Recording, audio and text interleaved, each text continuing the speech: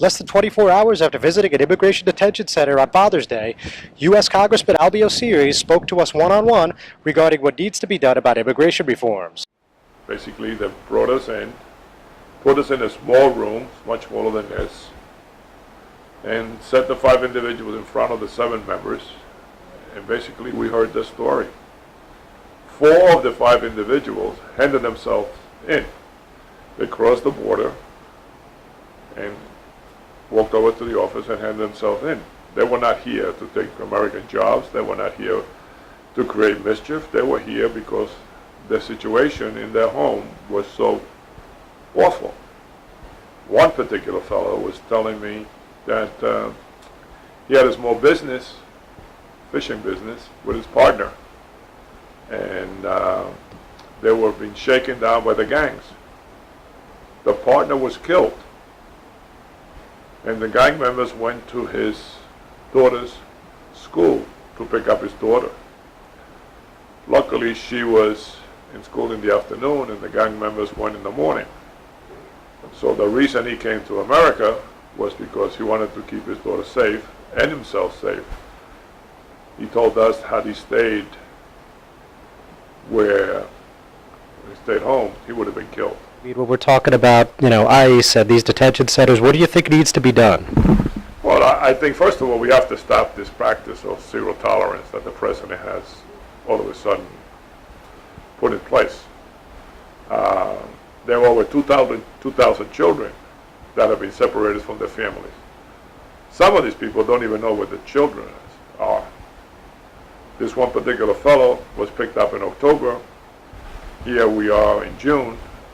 He had not seen his daughter. He thought that she was in Michigan, but nobody really told him where she was.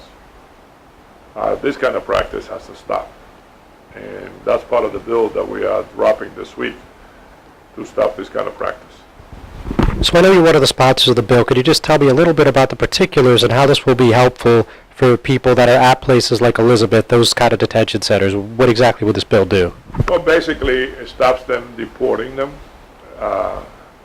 And splitting up the family. That's one thing that it does. The other thing is that it reduces the penalty, basically, for when they come over. A situation like this, heart-wrenching when you see grown men crying in front of you because they can't see the children.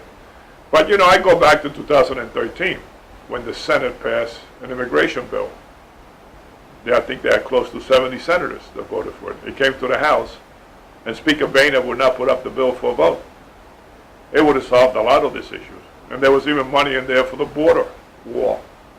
So, if anybody's to blame here, it's the people who did not put up the bill. All right. And you mentioned the wall and passing. I mean, obviously, this is something we've heard from the president for at least 2 years, if not more. And, he said that Mexico's going to pay for it and it's going to help keep illegal, undocumented immigrants out of this country. What are you hearing and how do you see this getting resolved? At this moment, I don't see a solution. At this moment, this week, there will be some bills. And unless they bring a bill up that is acceptable to both sides, I don't see a solution to this problem.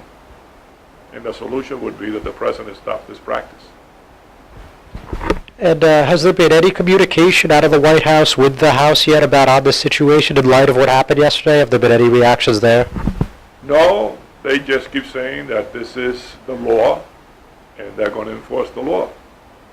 And meanwhile, families are being split up. Children are being sent places they don't even know where they are. And this continues. The situation is so dire where these people are coming from that they're willing to risk everything to come and get asylum in this country. They're asking for political asylum. I'm John Heides with the Hudson County View, the eye of the community.